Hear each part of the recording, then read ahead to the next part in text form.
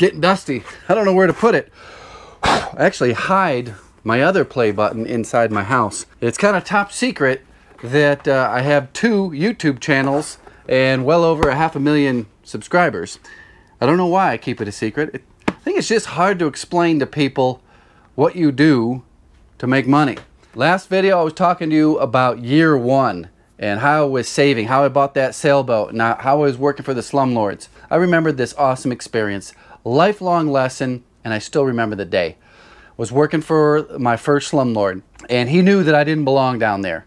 I mean, we were working in these certain areas with certain names in Fort Lauderdale. Cockroach infestation in every house, every unit. There's cockroaches coming out of the walls. I have a couple stories on my past live streams about those cockroach days. But one day he says, hey, Handy, I need you to go to this address and I need you to install these. You're going to need this code to get in. Call me if there's any problems. So I get over there and it's a high-rise right on the ocean. And I'm like, well, this is interesting. Never been in one of these. So I go up there, get in the building, through the code, get in the elevator, go all the way up. I get into this, I don't know if it was a penthouse. It looked like a penthouse to me, or what I would envision a penthouse would have been. But it was a crazy, awesome South Florida condo on a corner of the building. So you had 2 faces. One that was south facing and one that was east facing in like a half wraparound balcony. It was amazing. I was sent over there to install 2 little cleats for the strings on blinds. So you pull your blinds up and you got dangly strings. Well, I installed these 2 little cleats. That's it. 2 cleats. It just didn't make sense to me. I had been in production, construction, and remodeling for a long time, but not home repairs, condo repairs for very wealthy people. Anyways, we had a conversation. I still remember it. He said, only work for rich people. That's it. You say that today, and a lot of people get triggered. Damn the rich, they get their handyman.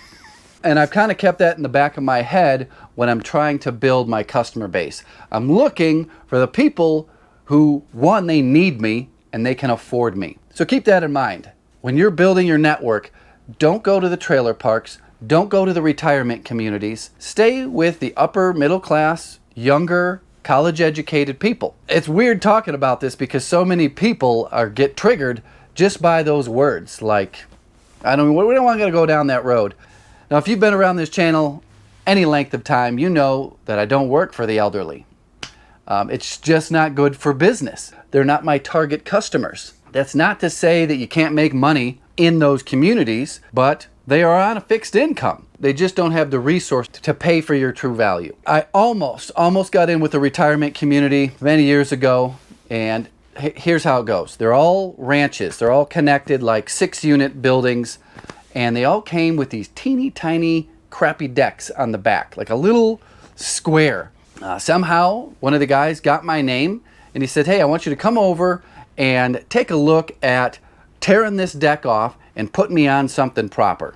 It was a retirement community. They weren't like elderly, but it was like an over 65 condo community. And here are some red flags that kind of made me walk away from that job. Lots of work with the homeowners association. I didn't really like that. 2, needed to get permits for every deck. This was the municipality where I worked as a construction superintendent building homes. I know that building department and that permitting process inside and out, and it's not fun. It was the strictest in the entire metro area. The planning procedures, the planning approval, it was a lengthy period of time. I declined. I said, you know what? I don't think this project's right for me, even though it would have spread. I would have done one after the other, after the other, after the other, after the other, because all these older people wanted new decks. But I didn't do it. I probably could have made some money. It probably would have led to referrals. That was just a short example on finding your target customers that can afford you, that need you, that want to pay you stripper money. I don't know if I'm allowed to say that, but you know what? I've made this channel so I didn't have to worry about stepping on toes and being super PC. Well, it's turned into, this, 100,000 subscribers, Got sponsors beating down the door to get into this channel. I'm trying to be very picky on who I let sponsor this channel, but keep that in mind when you're out there working, when you're out there handing out flyers. Go past the trailer park. Go over to the big houses with the white picket fences. And upper middle class, 40 years old, probably had moved up several levels in their career, making some good money, and they want to buy some free time. It's another thing that I get on my other channel is, Who would pay this man so much money to do such simple tasks? people who want more time. That's it. I think that's the biggest exchange for money, is you're buying free time, or you're buying time to do what you want. All right, everybody, got a little bit different look for you. A little different handyman, a little different scenery. We're no longer in the workshop. We're in Hawaii. I've been here all month. Been editing YouTube videos, a lot of business videos. Thought I would add to the video that I'm currently editing. I get a lot of comments, a lot of questions about who the heck pays for this type of work? Who the heck in their right mind would not just go to YouTube and learn how to fix their own garbage disposal? Or who would not just paint that wall themselves? And I happen to be in a high concentration of people who don't do anything themselves. They pay for everything, from painting their toenails to making the food, taking their own picture. Being out here amongst them has made it real easy to tell you some characteristics that they share and things that they pay for that you and I most likely wouldn't normally pay for. Things are changing for me. I'm bleeding money left and right like you wouldn't believe. And that brings me to my first example. So last week, my family and I were on a different island. We're in Kauai, and we wanted family photos taken.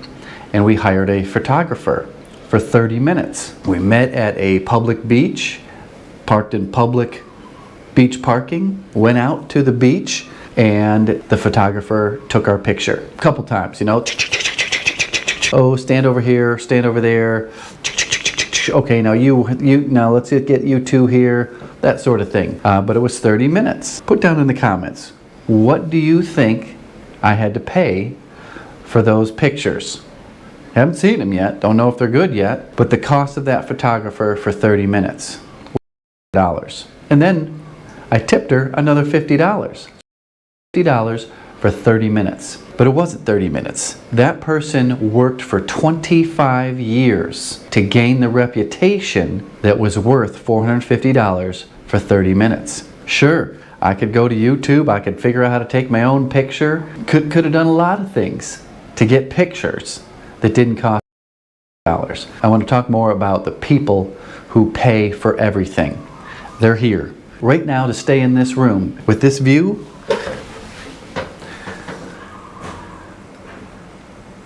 It's going to cost you $1,300 a night. This is only a 4-star resort.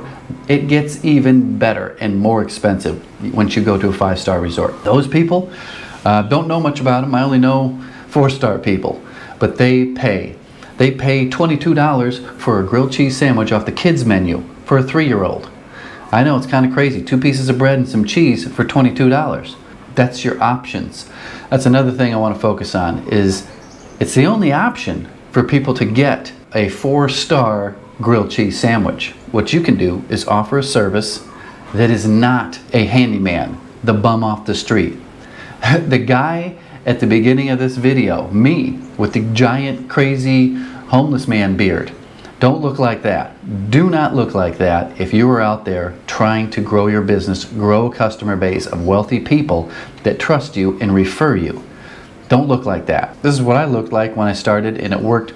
Within 1 year, I had more work than I could handle. I spoke to them on a different level. I appeared different. I communicated different. And that's the reason I got into this industry, is because I knew what was out there, and it wasn't good. There's no high level service. If you guys knew how many comments I get from homeowners on my main YouTube channel saying, how do you even get someone to show up? How do I get someone to call me back?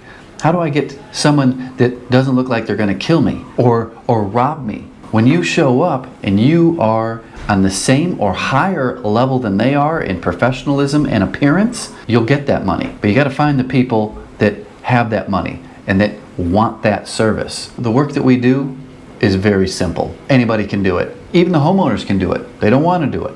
There's a lot of people who don't want to do it. Any monkey can install a garbage disposal or press the reset button. Got a story for you. Customer calls me up, frantic. My wife left the garbage disposal running. We don't know how long it's been running, but it's burnt up. Can you please come install a new garbage disposal? And I said, I can't get there for another month. I'm in Hawaii, living it up. And he says, oh man, I don't know what we're gonna do without a garbage disposal. So I said, listen, here's what you're gonna do. Turn the switch off, okay? Got the switch off? Switch off, turn the water on. We need to cool the garbage disposal down. Run it, cold water on it for 10 minutes. And then I want you to push the reset button on the bottom. Half hour later, I get a text message. I can't believe it. It worked.